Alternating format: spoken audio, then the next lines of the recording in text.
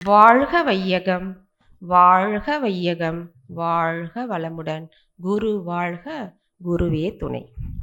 இந்த அருள் அரங்கத்தில் ஆனந்தமாய் அமர்ந்திருக்கும் இருபால் பேராசிரிய மெய்யன்பர்களுக்கும் வணக்கங்களையும் வாழ்த்துக்களையும் கூறிக்கொண்டு, இந்த எம்ஆர்சி அதாவது ஆசிரிய புத்தாக்க பயிற்சிக்கெல்லாம் நம்ம வந்திருக்கோம். இந்த 3 நாட்கள்ல முத்தான பேராசிரியர்களுக்கு பேராசிரியர்களிடமிருந்து நிறைய விளக்கங்கள், நிறைய நிகழ்வுகள்லாம் நடந்தது. தவத்தோட நம்மளுக்கு கிடைச்சிது. அடுத்ததா இந்த 3 நாளா நம்மளுக்கு போனதே தெரியல. திரும்பி பார்க்கறதுக்குள்ள இன்னைக்கு 3வது நாள் வருது, நம்ம கிளம்ப போறோம்னு நினைக்கும் போது நிஜமாவே மனசு ரொம்ப கஷ்டமா தான் இருக்கு. அதாவது எனவே மீண்டும் அப்படியே கண்டினியூ பண்ணிக்கலாம். பிரம்மஞானம் இருக்கு, எனவே இந்த எம்ஆர்சி இருக்கு, வருவோம் கண்டினியூவா வருவோம். எதை விட்டாலும் இதை விட மாட்டோம்.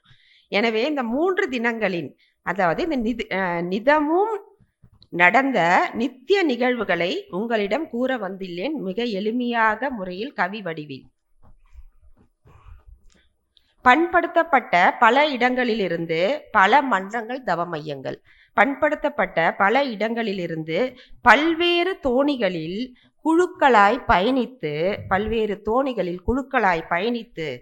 தவ மையங்களின் பல்வேறு தோழிகளில் குழுக்களாய் பயணித்து அறிவு திருக்கோயில் என்னும் கடலில்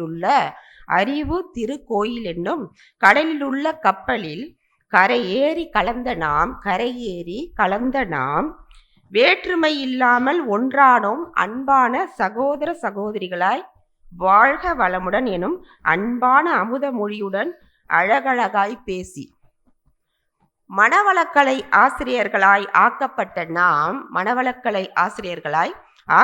நாம் மேலும் பட்டை தீட்டப்பட்டும் வைரமாய் புத்தாக்க பயிற்சியால் பொலிவு பெற்று முதல் அமர்வில் ஆழமாய் அகழ்ந்து அறிந்து கொண்டோம் ஐயுணர்வும் மெய்யுணர்வும் என்ற சிந்தனை உரையின் சீரிய கருத்துக்களை கவிகளாய் கண்டும் பல மகான்களின் பரிமாணங்களை பல கோணங்களில் பரிச்சயப்படுத்தி அதனை பரிசாய் நமக்களித்து பதப்படுத்தினர் பாங்காய் நாம் பரிமளித்திட.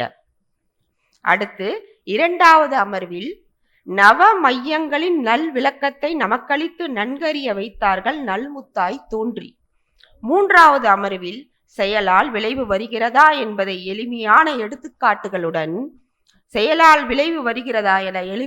எடுத்துக்காட்டுகளுடன் விளக்கினார்கள் இதமாய் பதமாய் பாங்குடன். அடுத்து 4வது அமர்வில் ஐந்தில் அளவுமுறை எதுவென்ற ஐயத்தை ஐயமே இல்லாமல் அக்கக்காய் பிரித்து நமக்குள் ஐக்கியப்படுத்தினார்கள் ஆணித்தரமாய். 2வது நாளான முதல் அமர்வில் நற்பண்புகள் எனும் தலைப்பெடுத்து நல்ல பல கருத்துக்களின் மூலம் சுவையாகவும் நகைச்சுவையாகவும் நாம் பெற்று மகிழ்ந்தோம் பெருமையுடன். 2வது அமர்வில் கருமைய தூய்மை எனும் கருத்தான தலைப்பில் நம்மின் களங்கங்களை போக்கும் முறை அறிந்தோம் முறையாக. மேலும் கருத்தை தூண்டிடும் கவியரங்கமும் கலகலப்பான வழக்காடு மன்றமும் நம் மனங்களில் என்றும் மலர்ந்து மனம் வீசிடும் நீங்க நினைவாயிருந்து. முடிச்சிட்டயா, இன்னும் ஒரு ஸ்டான்ஸ் தான். புத்தாக்க பயிற்சியில் நாம் பல தவங்களின் மூலம் புத்துணர்ச்சி பெற்று இன்று புதிதாய் புறப்படுகிறோம் வேதாத்திரிய புத்திரிகளாய் அன்பு தந்தையின் ஆசையை அண்டம் அறிய வைத்திட. இத்துடன் என் கவியை உங்களிடம் கரைந்து மகிழ்ந்து ஆனந்தத்துடன் அகல்கிறேன். உங்களிடம் இருந்து உங்களின் ஒருத்தியாய். நன்றி, வணக்கம்.